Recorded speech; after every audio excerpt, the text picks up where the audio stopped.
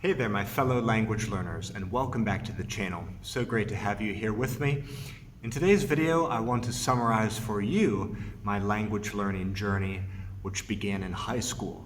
And if something in my tale resonates with you or mirrors something in your own journey, I want to welcome you to leave a comment down below because I would love to get to know you better, and I think we can sort of reinforce each other's self-belief and our drive, our determination to reach our language learning goals presently.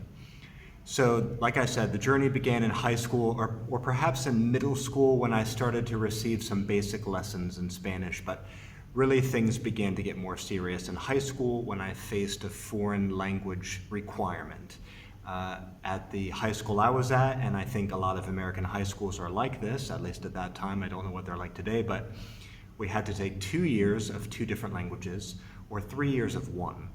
So I started taking Spanish, and I believed I was imagining I would do it for 3 years, but I found it to be really, really hard. And the first year, I think I got through it okay with maybe a B or a low B, but in the second year, things really started to add up and become like cumulative. It was building on that past year, and I was having trouble to keep my head above water. And I think I almost failed that second year, or maybe I got a really low D or something. And I believe it was my parents who, they didn't want that score maybe to show up on my report card, and so I retook that second year of Spanish again, rather than go on to the third year of Spanish, which would have been even harder. So I retook the second year of it again.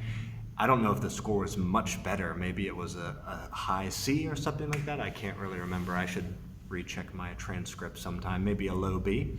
I don't know, but after that experience, I decided I gotta get out of here. I gotta try something different, and something very different from the European languages, because French or German, I would guess, is gonna be about the same level of difficulty, right? I need something totally different. And at my school, they had been opening for maybe just a few years American Sign Language classes, and I had heard it was easier. I didn't know if that was true, but I was willing to try anything. So I got into the American Sign Language class, and I actually really enjoyed it. The class was a bit smaller. My teacher was actually deaf, and so it really was like touching a different culture for the first time, having to interact with that teacher only through, writing or reading or sign language. He really was deaf. At least one of my teachers was.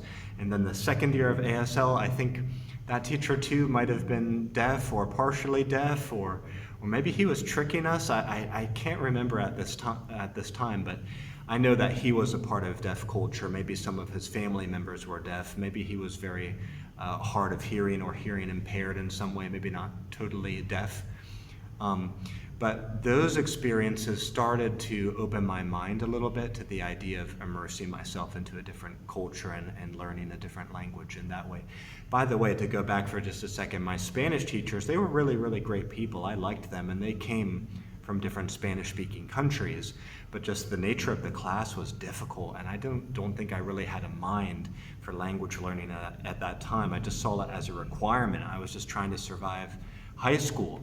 And nobody was really, I think it could have been better for me if somebody had sort of opened my mind to more of the magic of language learning, what it could do for me in terms of exposing me to different cultures and making different friends. For whatever reason at that time, I was just seeing it merely as a requirement, an academic subject to survive, and so I wasn't really tapped into the profound nature of language learning and learning about other cultures and travel. So that's something I could recommend to you, as attached to the deeper meaning of it and the opportunities it could open up for you, perhaps later in life, if not presently. So I got through high school with having 2 years of each of these language requirements done, and I went off to university where I continued to face foreign language requirements. I studied Arabic for a year. I did really well with that. I think I was maturing in terms of my ability to learn things in school. I just had a better mind for study. I wasn't like a high school kid goofing off and joking around with friends anymore. I was getting more serious about my academic stuff, and The classes were smaller. I liked the way the teachers taught, and I had a best friend from high school whose native language was Arabic. So that's why I chose it in university. I didn't have that option in high school. But I thought, hey, my best friend, he speaks Arabic. Let me just jump into an Arabic class, and that could be fun. I could use it with him. Teacher was really nice, got a really high score. I think I got an A. So the context was different. My motivations were, I had better motivations for being in the class. The context was a little bit different in terms of the class size and the nature of a university class style. It's a little bit different. And also I was maturing, okay? So I was no longer, 16 or 17, but now I'm maybe 19 or 20. So I took a year of that, and then something got bungled with the records keeping progress at my school. I can't remember the details now, but what it came down to was I could retake that same Arabic class if I wanted, or I needed to switch and do a different language and do it again. I don't remember the details of what happened, but I remember there was some kind of a mix-up or some kind of a problem. So I thought, I don't know if I really want to continue with Arabic. I want to try something new. I was getting really into Asian history at that time, and so I thought maybe I'll take a class in Mandarin, because that could actually help me with what I'm interested in these other classes, like the poetry and the history.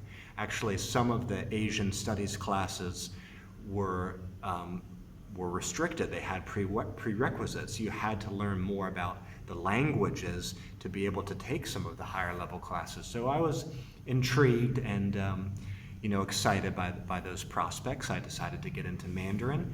And I think I took 2 years of Mandarin. I think I had 3 different teachers from China along the way who were really good, and I really enjoyed it. Again, smaller classes, university setting, really great teachers from China, and it really was like meeting people from just a totally different culture. And I liked that. And I was getting deeper and deeper into Asian religions and philosophies and culture at that time. So these experiences in university started to let me feel like, hey, I can really do this now. It gave me confidence. But at this time, I was still not imagining at all that I would one day even travel abroad. I mean, I wish I could go back in time and tell myself, you're going to move abroad to China one day. You're going to meet a girl. You're going to fall in love. You're going to get married. You're going to have kids. All of these things have happened.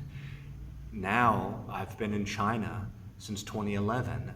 What happened in a nutshell was my best friend studied abroad, and he encouraged me to come and teach abroad because I was preparing to be a teacher in my home state.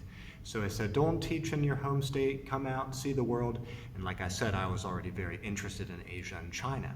So I said, that sounds like a good idea, I want to try it. Well, it really, really worked out for me.